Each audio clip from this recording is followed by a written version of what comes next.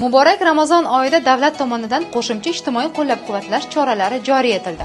Bu oddiy yordam emas. Bu ijtimoiy qo'llab-quvvatlash tizimini yangi, institutsionallashtirilgan modelga o'tish bosqichidir.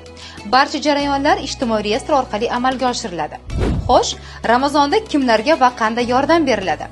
Ijtimoiy reyestrdagi davlat ta'minotidagi oila toifasidagi oilalarga 1 million so'mdan bir martalik yordam beriladi.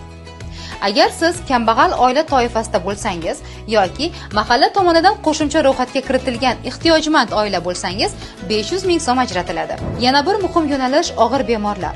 Ijtimoiy reyestrdagi 6000 nafar bemor fuqarolarning davolanishi va jarrohlik amaliyoti bilan bog'liq xarajatlari davlat tomonidan qoplab beriladi. Bu tashabbus mehrni tizimga aylantiradi. Yordamlar aniq mezonlar asosida ijtimoiy reyestr orqali manzilli, shaffof va davlat siyosati darajasida amalga oshiriladi. Alohida ariza topshirish shart emas.